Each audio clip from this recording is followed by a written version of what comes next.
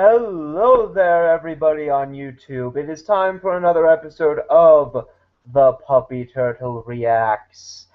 And there is an announcement I want to make, and I don't want to save it for the end because I realize most people then won't see it.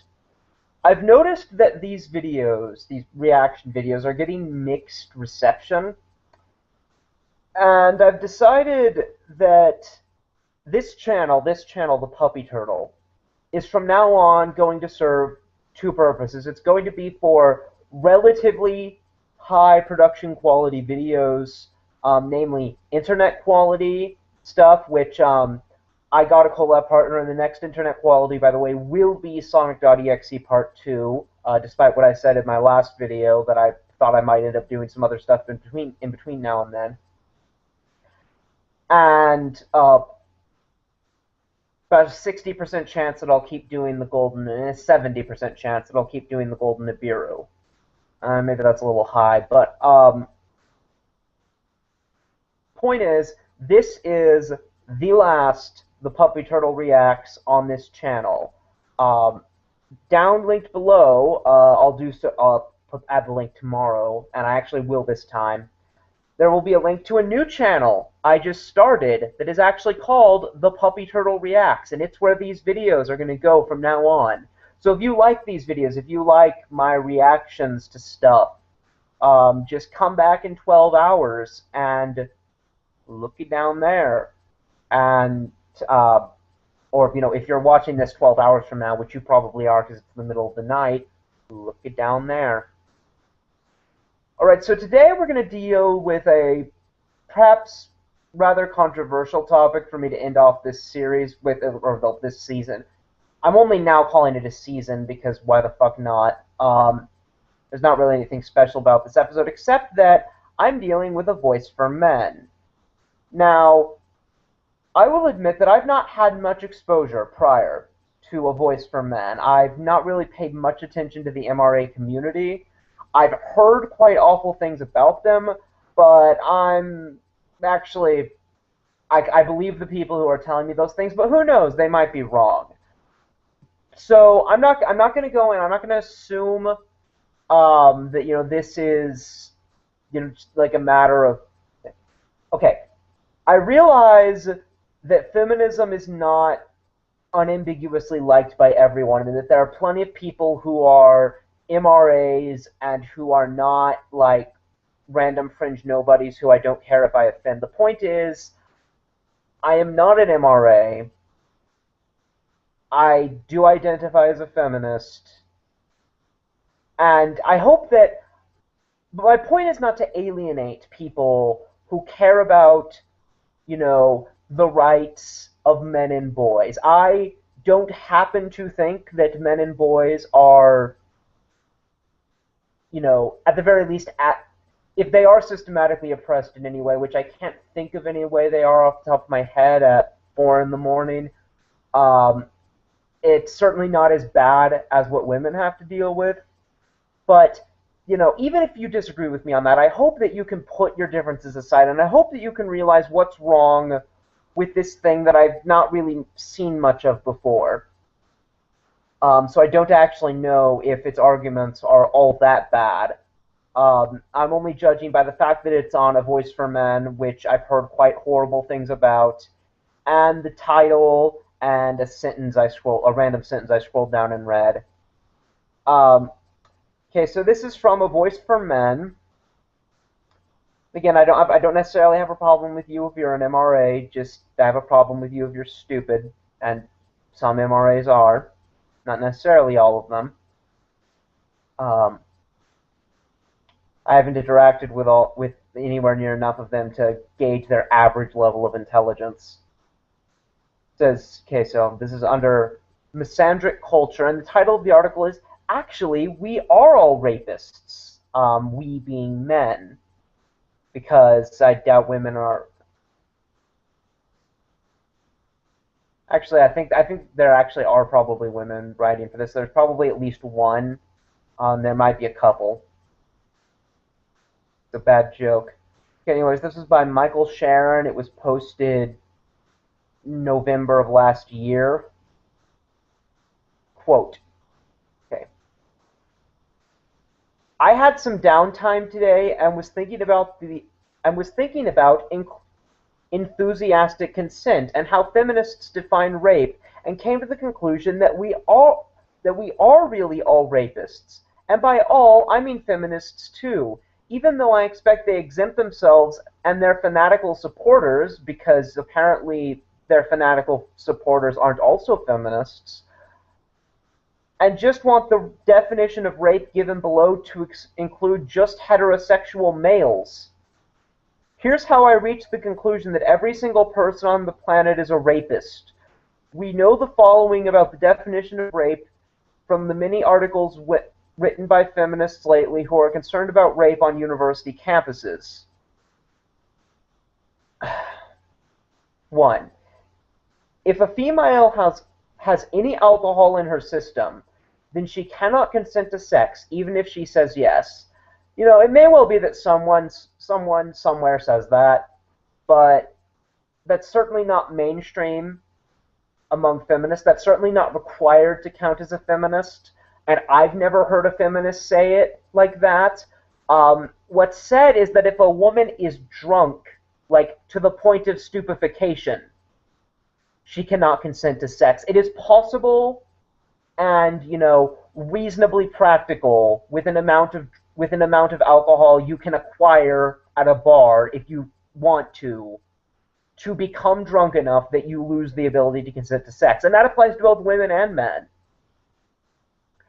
And if a woman, you know, tricks a very drunk man into having sex with her, or, you know, gets one too, it is rape just as much as it would be if the genders were reversed. If a female has any medication in her system that could alter cognition, she cannot consent to sex, even if she says yes. Once again, it's not if she has any medication in her system that could alter her cognition. It's if she has medication in her system that alters her cognition in a way that takes away her ability to consent. What it could do is completely irrelevant. What matters is what it does do. Or, you know, and what matters from the criminal standpoint, or should matter, is what a man knows or has, you know, should reasonably be able to discern that it should do. He only knowing, obviously, you know, if he has no idea that she has drugs in her system, he's not knowingly raped her. He still raped her, but unknowingly. Okay. Absent any of the criteria above, if a woman says yes to sex, you need to get enthusiastic consent because she might just be saying yes due to patriarchal pressure. I'm sure a radical feminist has said that. I've never heard it before. I wouldn't say it. I know plenty of feminists who I don't think would say it. I know plenty of people who aren't MRAs or feminists who I don't think would say it. This is just... I'm going to check, see if there are exactly 0 links associated with this that give, like, any kind of source, or at least that I see immediately, for, you know, who's actually saying these things. So, and again, I wouldn't be surprised to find out radical feminists did say this, because radical feminists are fragging crazy. But this guy isn't dealing with the mainstream of feminism when he seems to be pretending to. He's not like saying, look guys, I'm just talking about radical feminists, but the only people he could possibly be talking about accurately are radical feminists. Just because a woman says yes to a kiss or some other kind of touch does not mean that you have permission to kiss or touch her after the fact, because she could have changed her mind during the course of the same sex session. Okay, first off, I don't know, like, I used to have this misconception too when I was 10, but I remember, it was actually around when I was 10 that my parents gave me a special talk and explained to me that despite what I had previously thought, kissing is not actually the same thing as sex.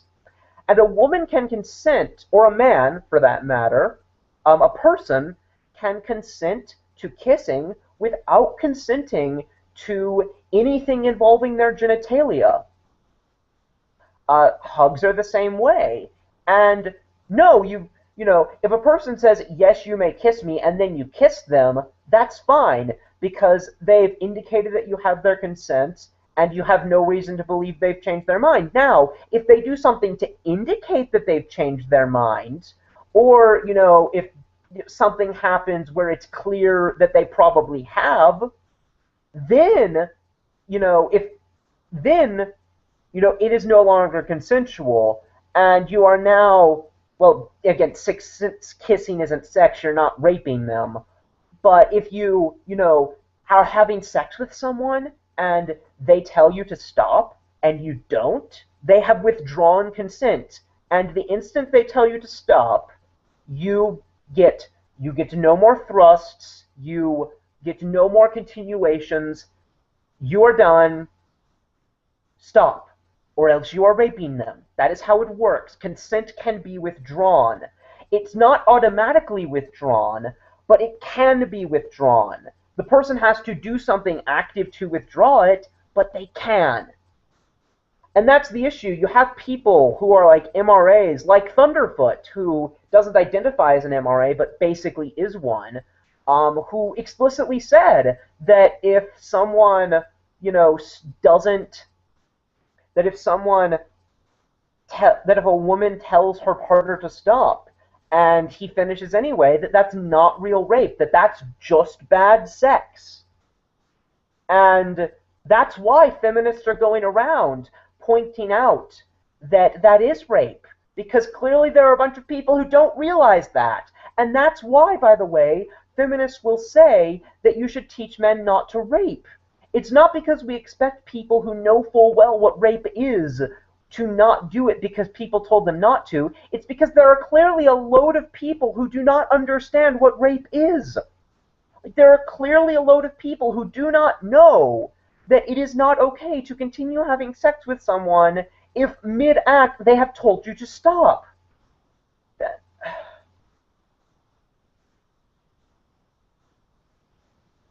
With this in mind, here is what healthy sex will look like among heterosexual couples as defined by feminists and the university officials who cater to the demands of feminists.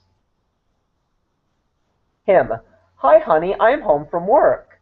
Her: hi dear, did you have a good day? Him: yes, I did, thank you. Can I give you a kiss? Yes, you may. Her: yes, you may. Him: okay, is that yes or an enthusiastic yes?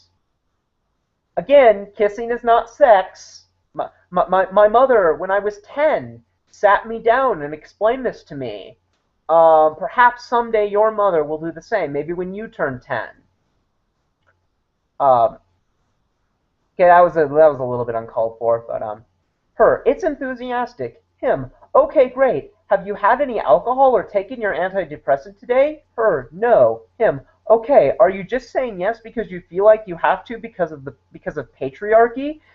Okay, just me as a feminist, it doesn't matter why a woman says yes. If she can consent and does, then her motivations don't matter as such. Now, it is theoretically possible for social pressure to take away a woman's ability to consent. The only situation I could think of where that's going to consistently happen is a case of slavery, which is occurring in modern times, with like the victims of human trafficking, but, isn't what we're talking about here, and certainly doesn't happen merely due to patriarchy, at least not on a regular basis. And a woman certainly can't be expected to surprise it. Him: can I give you a breathalyzer to make sure that you can provide, and can you provide a witness to your not taking your medications today? Her: yes. Okay, the girl in question clearly wants to kiss him. So why, it's like, are we worried that she's clearly of sound mind, so it's not like she's going to change her mind the next day and start accusing him of shit. Then again, in MRA land, or at least in stupid MRA land, which seems to be where this takes place, that is exactly how women behave. Okay. At this point, we can assume that a healthy kiss can occur. Now let's look what happens if the kiss turns into sex. Him: can I have another kiss? Yes. Is that an enthusiastic yes? Okay, I want you to make sure that you're not just saying yes because of the patriarchy, or changed your mind since the last kiss 45 seconds ago. Again, no one's saying that. Her, kiss me again. Him, can I touch your breast? Him, yes. Her, yes. Him, is that enthusiastic? Yes. Yes. Kiss your neck? Yes. Enthusiastic? Yes. Breast? Again, yes. Enthusiastic? Yes. Failing patriarchy? Breast? Yes. Skipping that because it's kind of repetitive. And I get that that's the point, but that still makes it kind of boring to read. Now we can assume that the remaining acts involved in sex have to play out in the same way before there can be healthy sex that is not rape. Any deviation from the scenario above is grounds for a man to go for prison or be expelled from a university. Where the fuck are you getting that? Like, who the mother fuck said that? Like, you don't make an attempt to source this. Sounds overly dramatic, right? Unfortunately, I'm not being dramatic. This is exactly how feminists define healthy sex where heterosexual males are involved. No, it fucking isn't. It is this standard that is leading to men being kicked out of universities and publicly shamed all over the world today. And I suspect that in the very near future, it will be this standard in criminal matters. Hold on one second.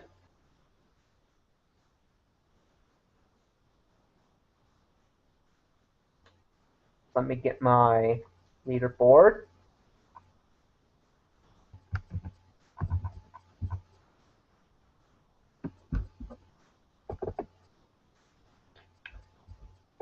Sorry for this. Just let me go to screen share.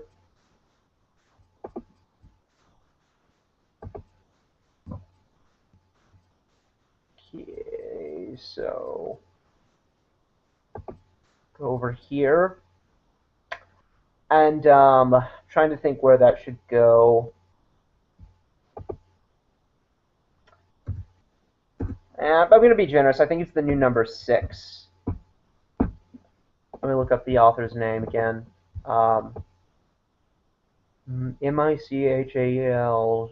Michalshron.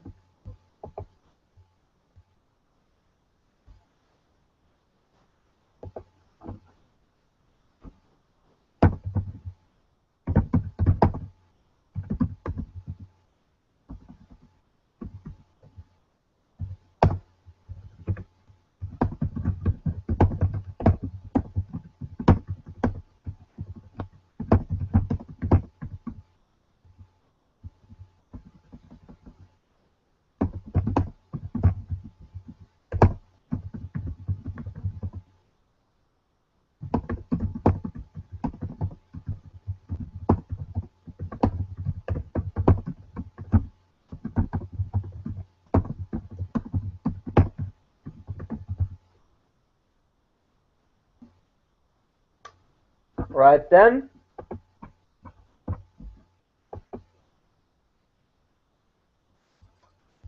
Hold on, let me just... Okay, so Kent Hovind's statement about ice being repelled by a magnetic field is now the 7th stupidest thing I've ever heard.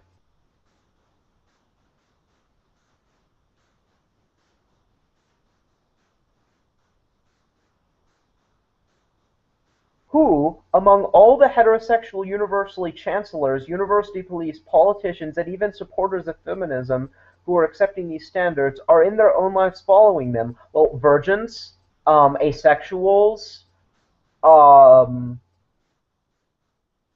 asexuals aren't heterosexual, so yeah, virgins, celibates, people who don't have sex, just off the top of my head, or like, I mean, who among the people who accept these standards live according to them? None, or very few, because almost no one accepts these standards.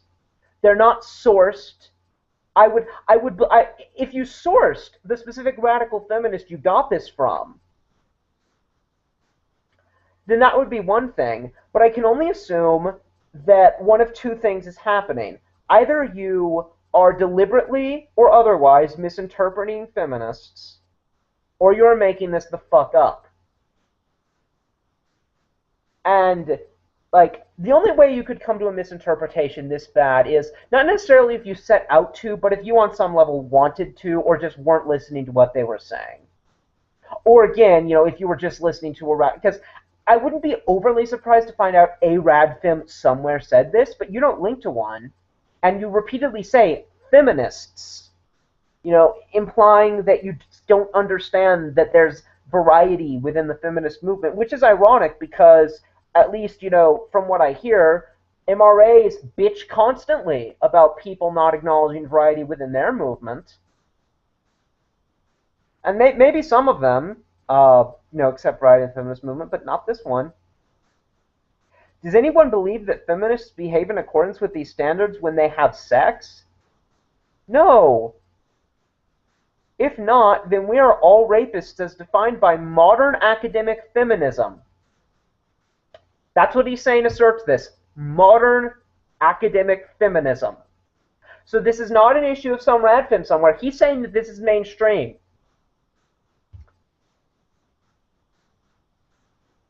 I encourage you to email your local male university chancellor a link to this article so that he can bring himself under investigation. Alright, well, it's been less than 20 minutes for that one, and it feels like it was a little short, so I'm just going to pick another random article here. Let's see.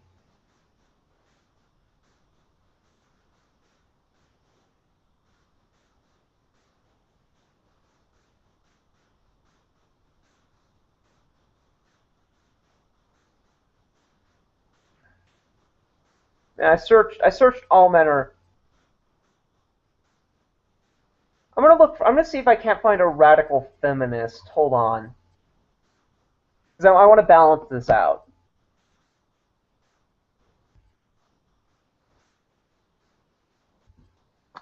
Let's see.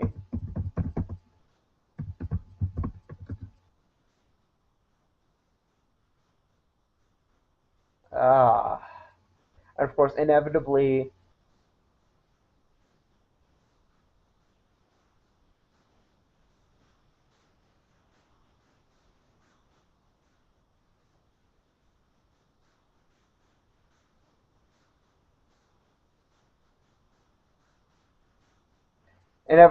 this is going to be the boring radical feminist blog.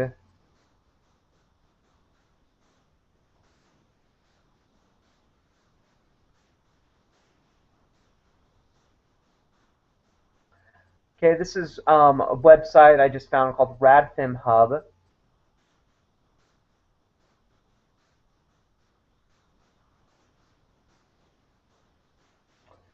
So let's see, we're just going to look for something about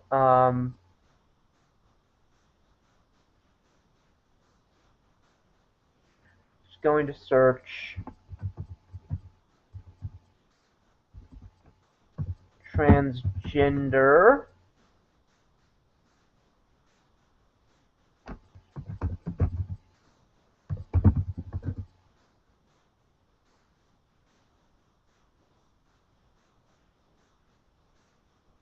Here we are. And I quote, trans, and then there's an asterisk, which I am not immediately seeing what the footnote leads to. It's probably a running gag.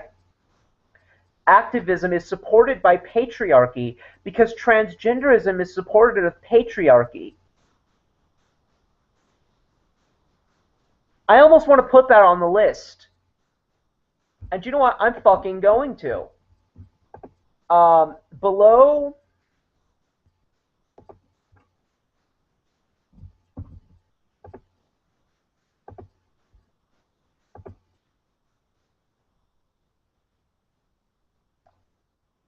Hopefully you didn't see much of that one.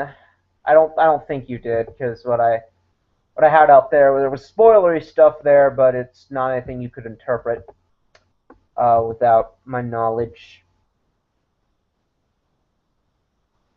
And some stuff there, I will go ahead and say, some of the stuff there was plans for future web serial stuff to do with my web serial Angel of Death, and some of that stuff is pretty old, and actually plans I've thrown out, like the Seven Deadly Sins thing I've thrown out that you may have seen there.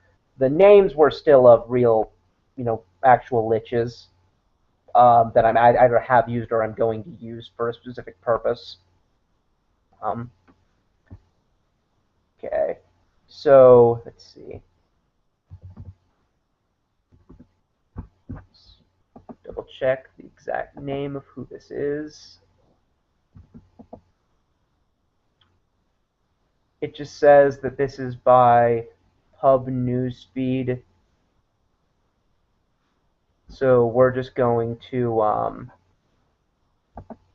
put Ragfem Hub.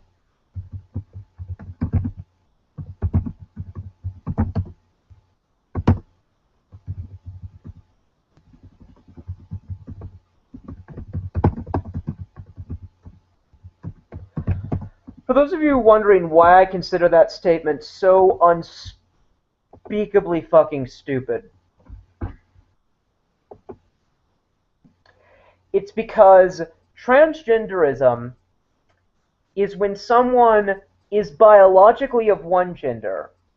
So they have, say, the genitalia, or in this we're talking in this case, the people who radical feminists, or at least some radical feminists, don't like, are people with male genitalia, but who identify as women, and consequently are women, and who have a female gender identity. And I don't know exactly how extensively they have an actual female psychology. Like if they have the traits, like they have the unusual traits, like better at peacekeeping, worse sense of direction, which those are actually scientifically verified differences between the genders. And guess what? As scientifically verified differences between the genders, they have the distinction of being rather negligible, such that both men and women can still do both of those things. It's just that the one is slightly better at it than the other. And when you take the differences together and put them together, all of the important ones kind of cancel out. There's like a bunch of minutia, and then there's upper body strength, and nothing in the mind, which is what really matters as to what making a person a person, is actually substantially unequal. There are differences, but overall, anything that seems like unambiguously beneficial or unambiguously detrimental is rather negligible, and as far as I know, it's about equal on either side. So yeah, but okay. Transaction. Okay, so I read the. Okay, so this says, since when is majority rules the battle cry of an oppressed minority? Well, in situations where the majority of people agree with the oppressed minority that they should stop being oppressed, but a minority of people who happen to be in power, are still holding on to their oppression. That's a case where that could happen. Recent male-to-female transgender Jolie Ruby Ryan pointed out how well-organized, well-supported, and well-attended the 11th Annual Philadelphia Trans Health Conference was expected to be, and contrasted that to the relatively tiny and unsupported RADFEM 2012 conference, which has had to relocate after trans activists successfully lobbied for its booking to be cancelled by London's Conway Hall. Which is David and which is Goliath in this scenario? It doesn't matter who's David and who's Goliath. Like, if I remember the actual biblical story of David and Goliath correctly, David happened to be in the right, But he wasn't in the right because he was the underdog. Even though he kind of wasn't, because he had the most powerful entity that possibly can exist backing him. So he really wasn't the underdog, he just was shorter. But it wasn't because he superficially, or well, it wasn't because he was shorter that he, you know, was in the right. It was because he was supporting the morally superior option. So, and in fact, in real life, it's quite common for a lot. In fact, that's kind of why goodness exists. Is because from an evolutionary standpoint, we evolved as social creatures to behave in the way that makes other people like us.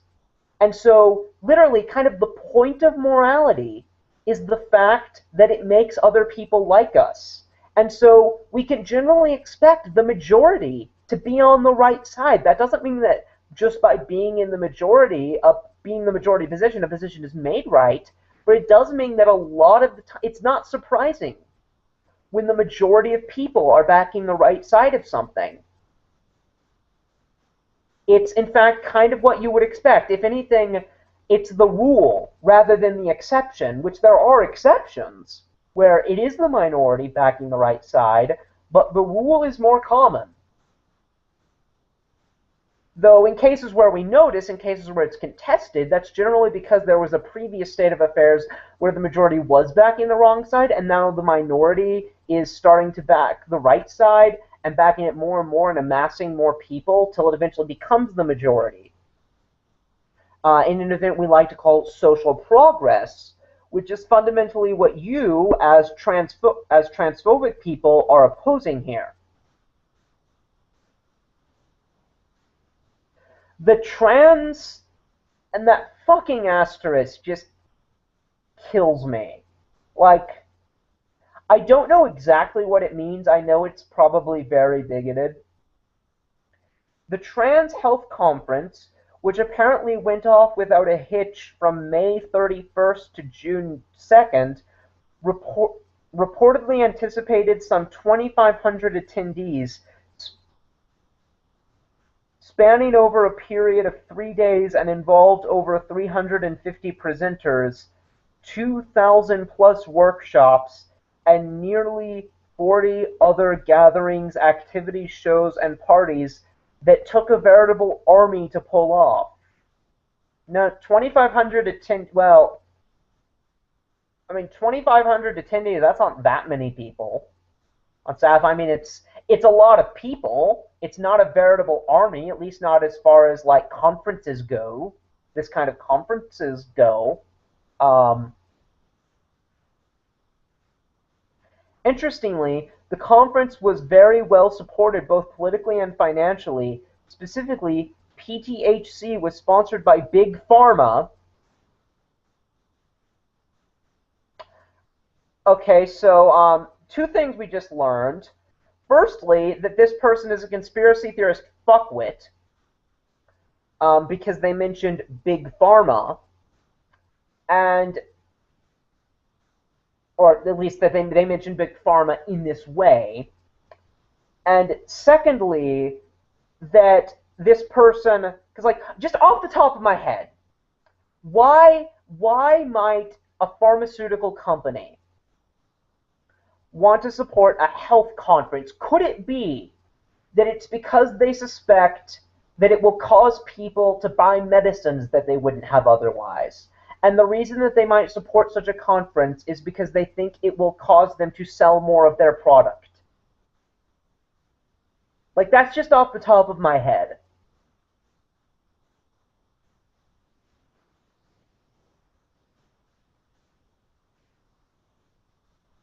You participated some nearly... Okay. Local governments and religious organizations. Yes, that is actually quite common. A lot of religious people are really moderate and not assholes. According to its website, the 2012 Philadelphia Trans Health Conference sponsors are Arcus Foundation, Philadelphia Department of Public Health, Yes, because it's a Department of Public Health. The Open Society Foundation, E. Rhodes and Leona B. Carpenter Foundation. I'm sorry, it's the middle of the night. The Robert I. Jacobs Fund of the Philadelphia Foundation, DMH Fund, Rumor Cosmetic Surgery, Johnson and Johnson, TD Bank. Sponsoring specific events during the conference are Human Right Campaign Foundation, Terrace Crossing, United Church of Christ, Terrace Crossing, Arch Street United Methodist Church, Terrace Crossing, Community Partners.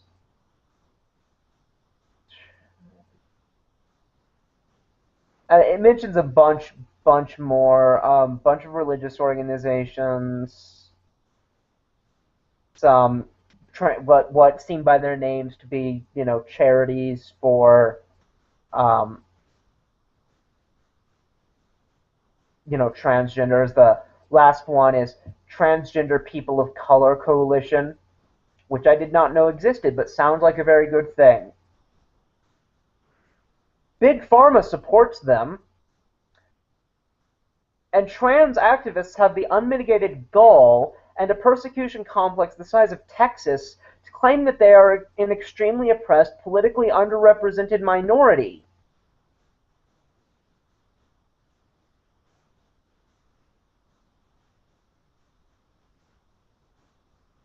They're not allowed to use the bathrooms that correspond to their gender. They are repeatedly stigmatized and bullied. They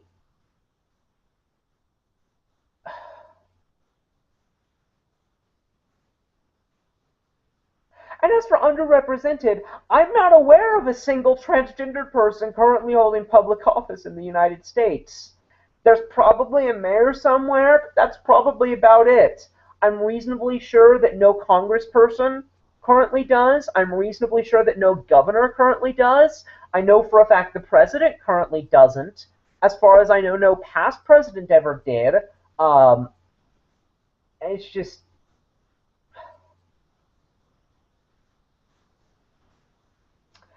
I kind of want to put that on the list too.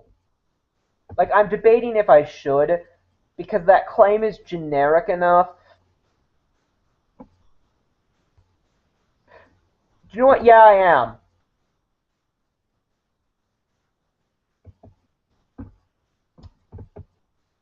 I see that I finally have a viewer. Hello there, sir.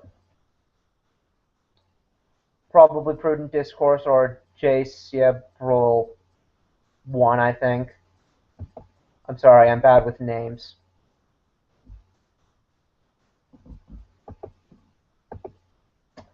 We're just going to,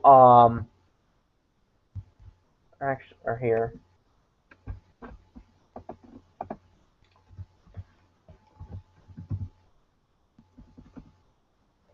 New number 8.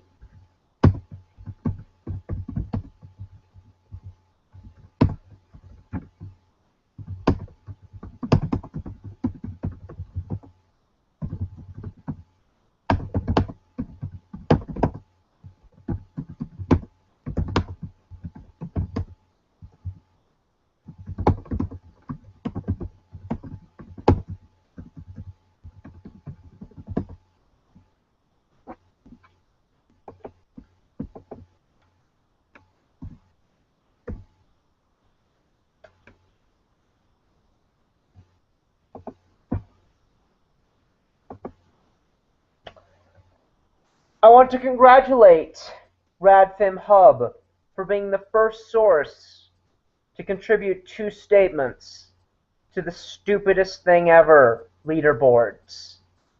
Because even fucking Der Sturmer didn't pull that off. Granted, it has the number 1 slot and probably always will.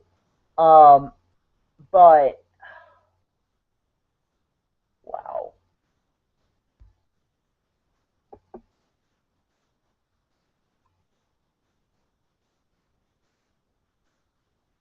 Yes, they also claim that their interests are oppositional to patriarchal interests and that feminists therefore should support them. Well, I mean, patriarchy is a real thing, but at the same time, I don't know exactly what you specifically mean by it. Um,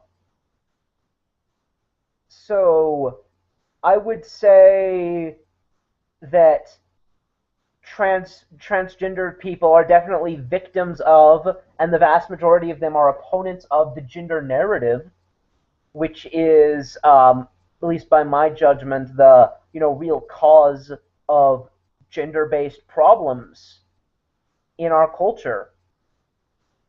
It's the gender narrative of men are supposed to be these strong, um, tough, you know, basically badasses, and for a man to deviate even slightly from the standard of masculinity, which requires a lot more than just being a badass. You have to be at least you have to be apathetic enough about cleanliness, or else you're too womanly in that respect. You can't wear certain types of clothes.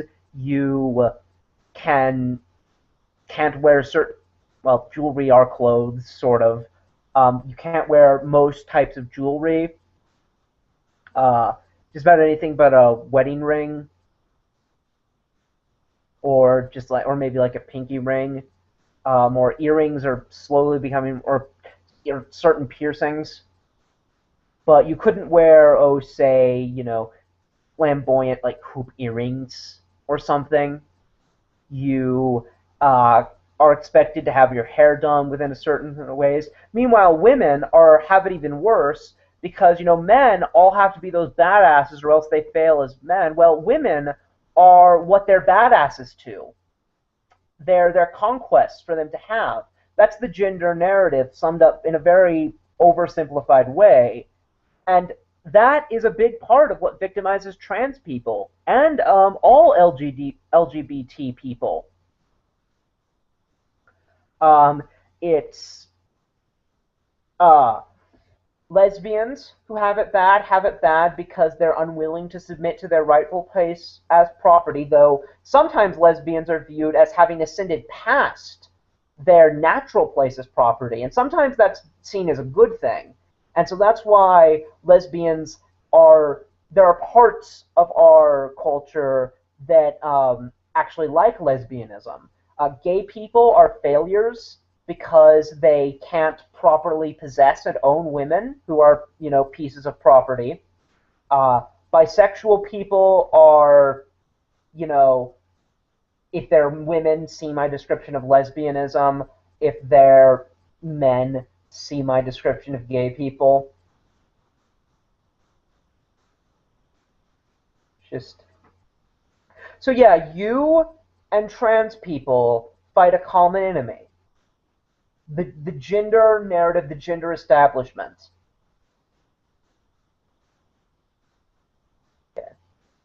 Even though based on their sponsorship list that claim is clearly false.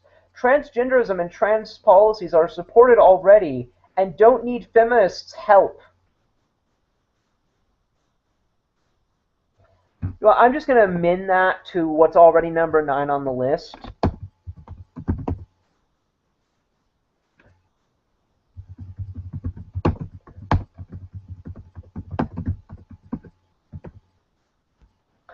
At least for now. Because, yeah, see my earlier list? Bathrooms, mocking and ridicule.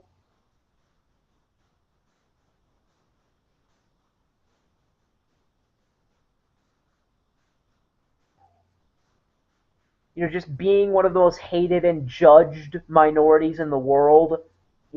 For example, this article. And support for transgenderism comes directly from the patriarchy itself. Because apparently, what I just learned is that Big Pharma is part of the patriarchy. At least I think that's what you're saying. Here's a little help for all the would-be feminist activists and allies out there. If patriarchy supports what you are doing, you can be certain that what you are doing supports patriarchy, because patriarchy is a specific organization capable of supporting things. It's not, like an umbrella term for a complex system of, political and sociological and cultural forces. No, it's the Illuminati is what it is. It's the secret shadow Illuminati, and it is in cahoots with Big Pharma. Which I'm not saying this person thinks it's literally the Illuminati. I'm saying that they're speaking of patriarchy the way that conspiracy theorists nutbags speak of the Illuminati, which is the wrong way to go about it.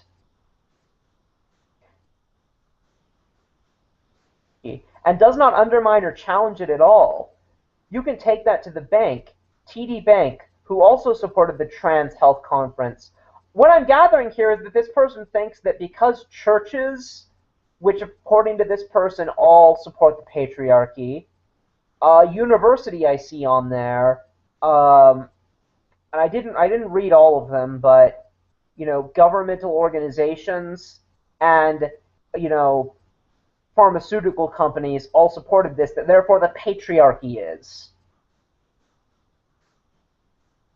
I'm learning all sorts of new stuff today. Not incidentally, RadFem 2012 is self-supported and is not sponsored by patriarchal institutions such as Big Pharma, academia, or religious or medical establishments.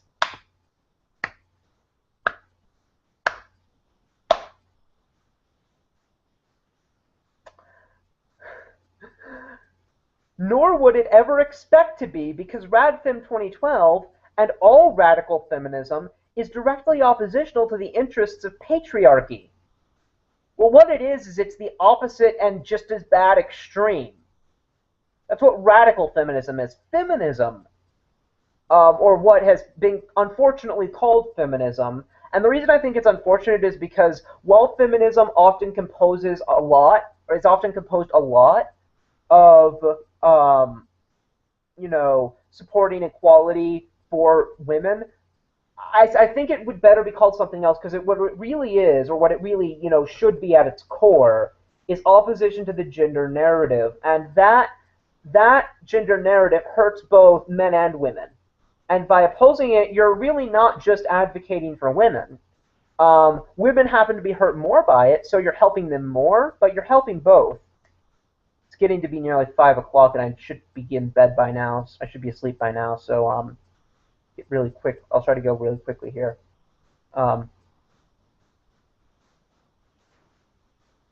Patriarchy. And this is a foundational ideological difference that cannot be remedied and which is not coincidental. Radical feminism is the antithesis of the patriarchy. That's the whole point. Again, it's the opposite extreme. It's one of two antitheses of the patriarchy. There are two antitheses of white supremacy: equality, racial egalitarianism, and black supremacy. I am the equivalent of an advocate for racial egalitarianism. A good feminist is that. You are an advocate for black supremacy. Or at least radical feminism is essentially the black supremacy to patriarchy's white supremacy. And they're about as bad as each other. Okay. I'll lose my place every time because I'm constantly interrupting it like mid-sentence. Radical feminism is the antithesis of the patriarchy. That's the whole point. Trans also predict that everyone who wants to be on the correct side of history will support transgenderism, meaning apparently when Big Pharma and all patriarchal institutions take over the entire world, including every nook and cranny, the end is nigh. Best to give up now and side with the clear winners of this ideological war, Johnson & Johnson.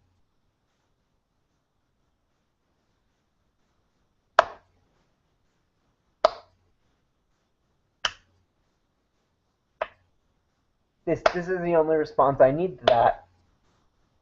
Slow clap.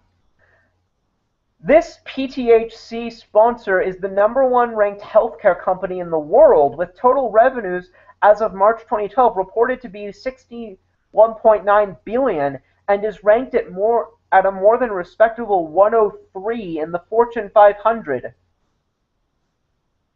Again, like I said earlier, the reason a pharmaceutical company might sponsor a conference for transgenders' health, and I've never heard of this before, I'm just going on it based on its name, is possibly because if, why the fuck wouldn't a pharmaceutical company want trans people to have better access to health care, and therefore better access to their product?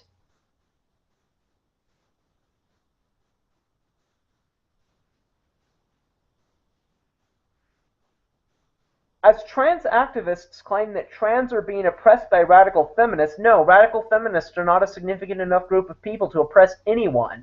You would oppress trans people if you could, but you can't right now.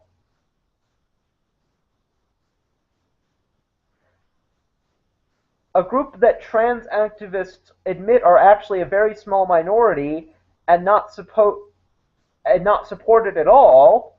So, okay, fine, you win this round.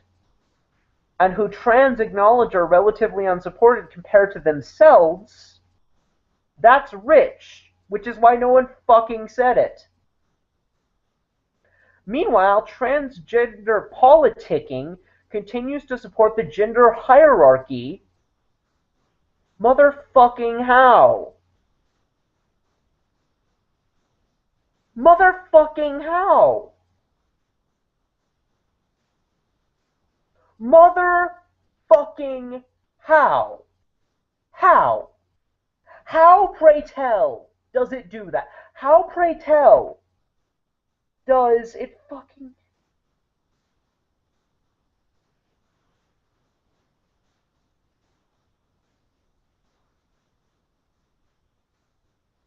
I lose my place every time I stop. I need to be in track with my cursor.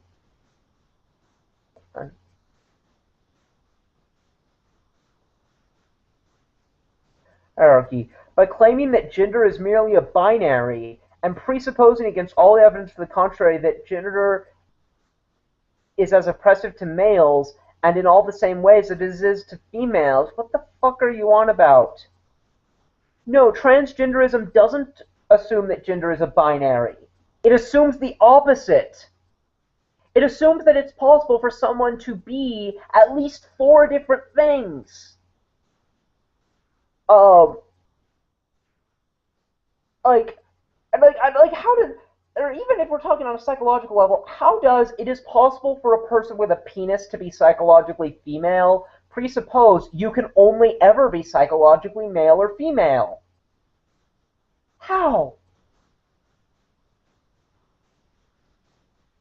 And how does it propose that males as a group are as oppressed? They're not. The gender narrative hurts them too. In particular, it hurts trans men, though we're talking about trans women here, probably. But it doesn't hurt men as a class equally.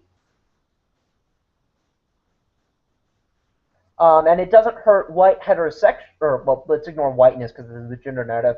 It doesn't hurt heterosexual men very much at all. It does a little bit, but not very much. And obscuring the ways that it's different. What about the men would be the battle cry of transgenderism if they thought they could get away with it and still garner liberal feminist support. So they say, what about trans women instead? Which is the same rhetoric, but in different clothing. Not that pesky and irrelevant to trans women reproductive rights issue again. Like, I mean, I don't know about the transgender activists opposing reproductive rights. I don't know where those are. I don't think they exist. I think you made them up. That's what trans politicers do best, after all, obscuring fundamental differences, specifically the ways males oppress females as a sexual class around the world, and the sources and mechanisms of male power, in cloaks and veils, both literally and figuratively. Following these very revealing developments, is there any doubt left regarding which is the correct side to be on if one desires to undermine patriarchy rather than support it, or which side one should choose if they want patriarchal support and to support patriarchy? Just follow the money, honey. No need to reinvent the wheel.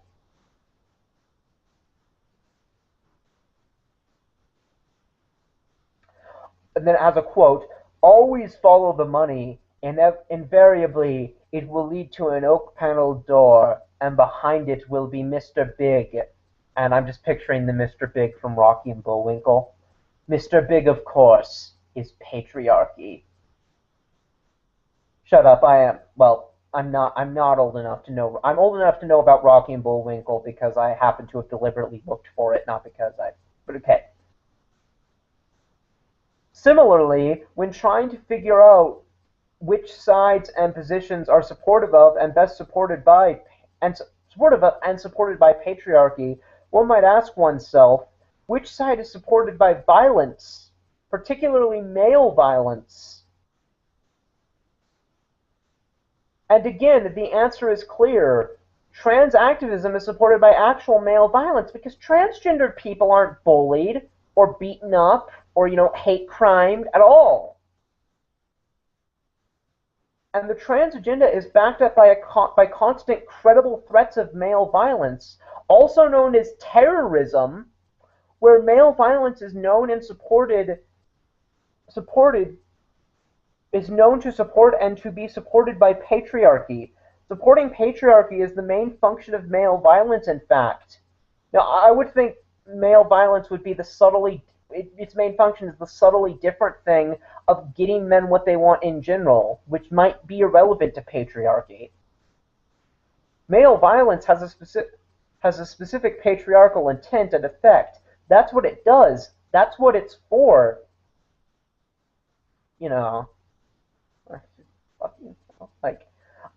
Except when, it's for, things irrelevant to women. It's time to wake up and smell the coffee. The time to wake up and smell the coffee is long past. The coffee is done, and radical feminists have been spelling it for a long time.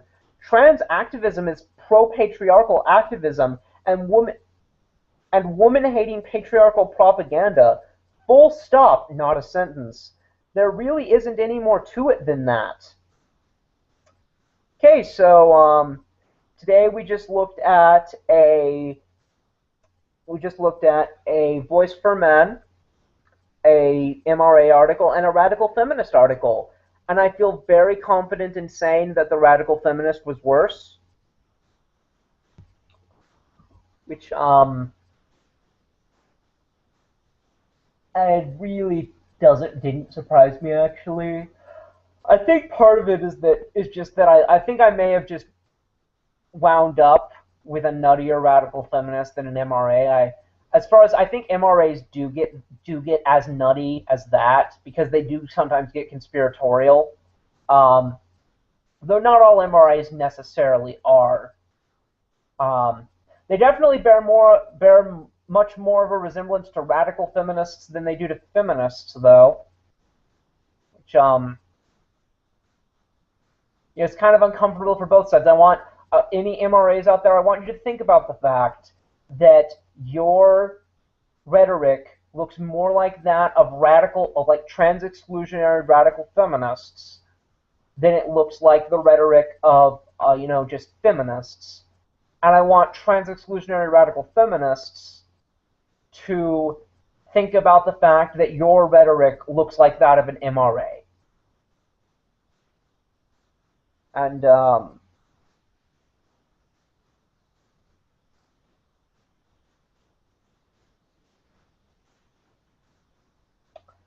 that's everything. And this is the last Puppy Turtle Reacts that will ever be uploaded on this channel. New ones are coming on a new channel. And I hope that you'll all go down there and go to it and subscribe. I'm going to get some sleep because I'm going to be up in 7 hours.